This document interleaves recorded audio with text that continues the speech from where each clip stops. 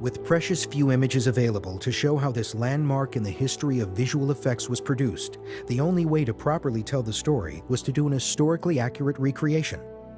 Under Peter Jackson's direction, experts in New Zealand rebuilt the puppets, reconstructed the sets, and redid the animation using authentic equipment and techniques from 1932. The entire process was documented in order to illustrate exactly how the magic in King Kong was achieved.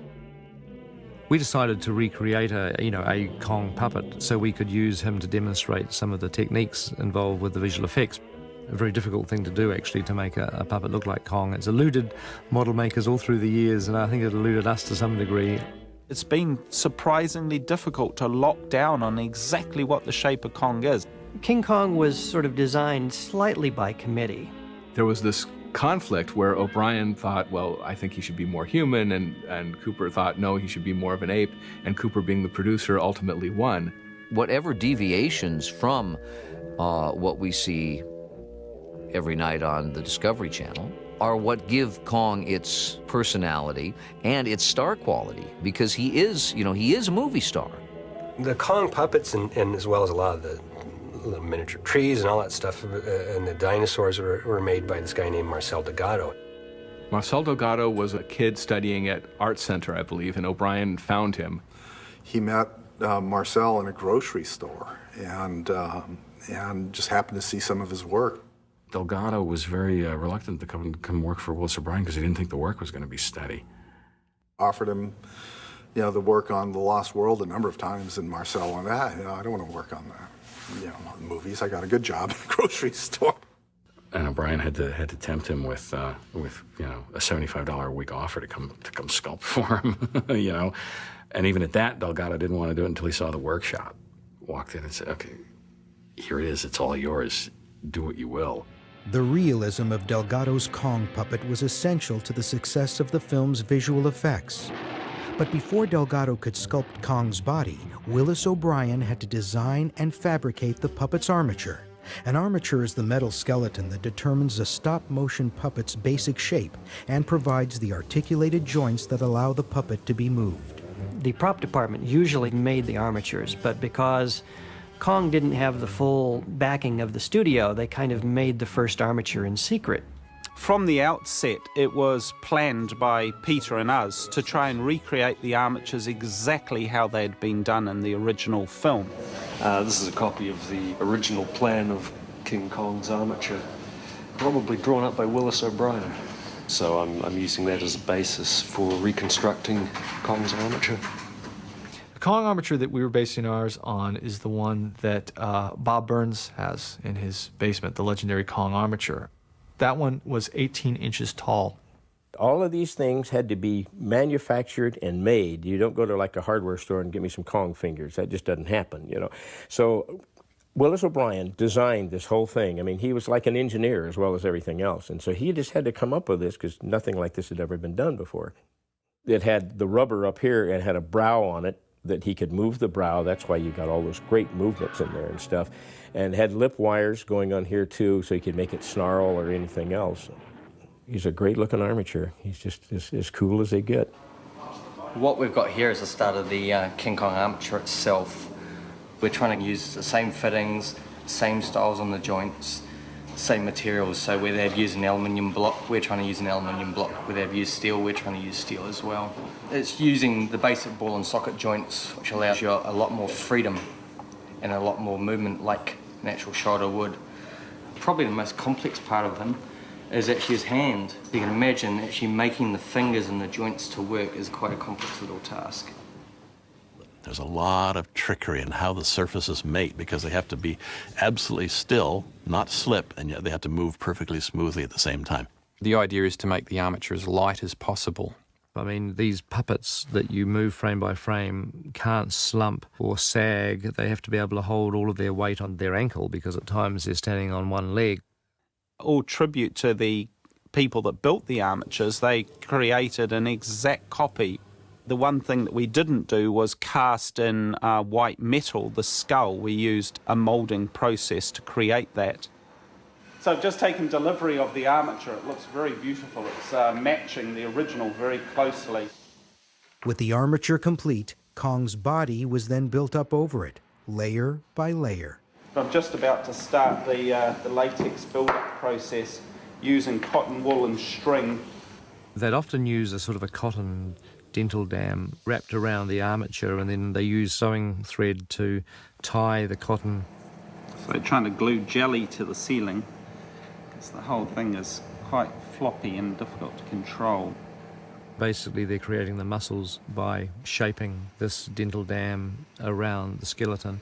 You can start to see I'm beginning to form the muscle of the upper and lower arms. So underneath Kong's fur, you might say, is a full armatured, muscle-bound character with all the muscles. They sometimes had breathing mechanisms inside them. You put in a little football diaphragm, and the reason for that is that it could slowly be inflated or deflated, and when that thing's in his body, he can actually, frame by frame, of course, be made to seem like he's breathing. And then the cotton would be covered in a latex rubber to provide the final skin. I'm going to put the absolute minimal amount of latex on. The thing you're always fighting with stop animation puppets is trying not to get wrinkles. Human and primate skin contracts and expands around a joint with very, very little deformation of the actual skin. Crafting and maintaining King Kong's face presented O'Brien and Delgado with some very special challenges. He had a lot of different faces. He changes throughout the movie a lot. And sometimes he looks quite ragged. The hot lights and just the work was detrimental to the kinds of rubbers that King Kong was made out of. Because it's all built up out of rubber and dental dam and everything, and they had to build it up, every couple of days. They had to rebuild it. Because it was a build-up process rather than a molding process, it would come out a little different each time. There were also several different armatures for King Kong, and those had differences. Because Kong was at two different scales. In the jungles of Skull Island, he was supposed to be 18 feet tall. When they started doing the New York scenes, Cooper said, look, because New York is so big, the ape should be bigger. A larger 24-inch version of Kong was fabricated for the New York scenes, increasing Kong's height from 18 feet to 24 feet. Though stories vary, it's known there were, in total, at least 3 Kong puppets built. And they made a few puppets, I'm sure, to simply get through the amount of shots that they had, that if you have more puppets of King Kong, then you can have different animators shooting Kong shots at the same time. The difference between the puppets is quite pronounced, actually, in the head.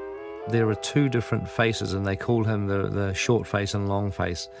And the long face, which is my favourite of the 2 puppets, is the one that fights the Tyrannosaurus and shakes the guys off the log. And it's the long face puppet is the one that actually survives today.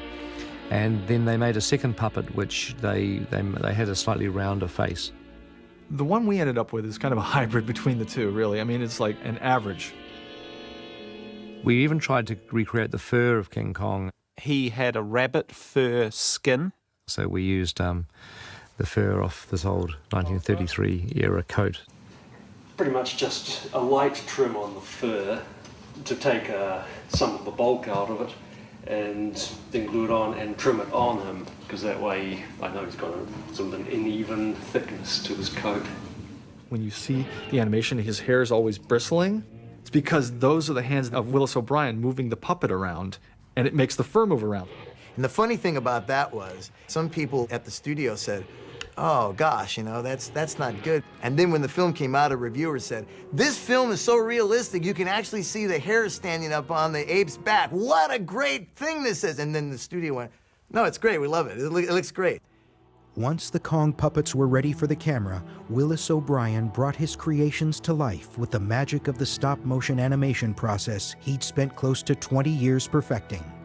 He was inventing something fundamental, that fantastic thing of recreating life at 24 frames a second.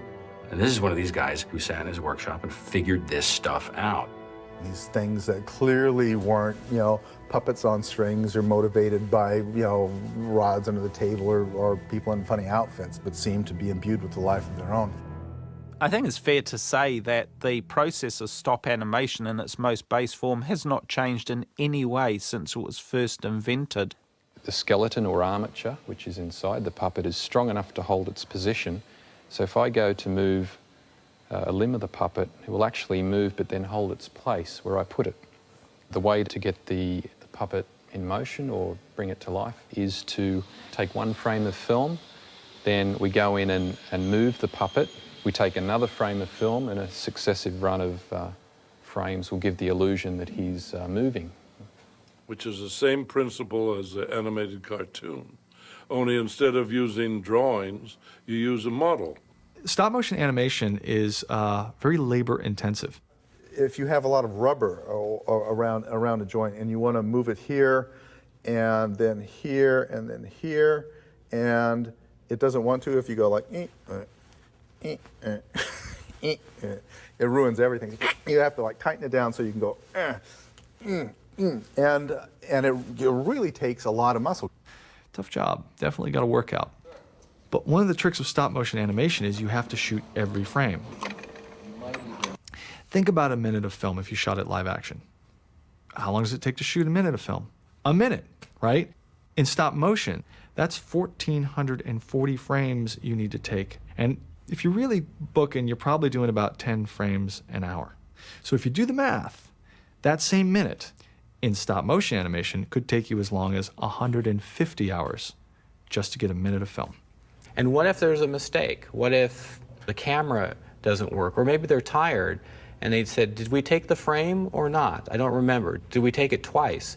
You know, these are all the sort of human frailties that go into trying to create this imagery. That was something that they would have to battle. Sometimes these guys on the crew for Kong, they would intentionally, if they were hungover, they'd break an armature so they didn't have to, go to work, and they go send it to the machine shop to go fix that.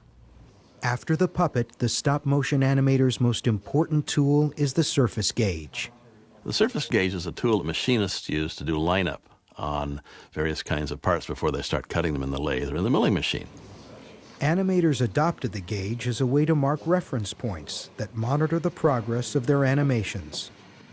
And now I'm just placing the surface gauges at key points on the puppet.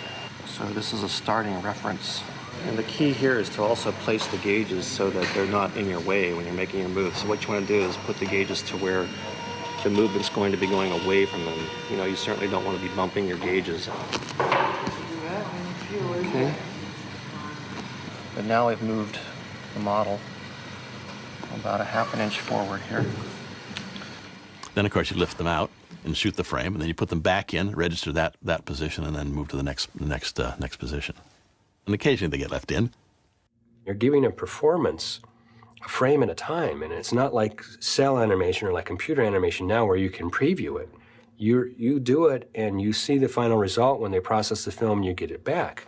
If there's a part in the middle that isn't working, that means you do it over again a frame at a time. The analogy is like telling an actor that he's got to get it on take one. Maybe we've got enough for take two, but we're using take one or take two, and that's pretty much what it was like in stop motion. Stop motion photography isn't for everyone. I think there's just a handful of people who can really stand the pressure of, shall we say, patience. I had to learn a great deal of patience. It is very hard to do stop motion because you do have to do it all at once. And it's not good to you can't just stop and come, flick the light on and come back because everything changes.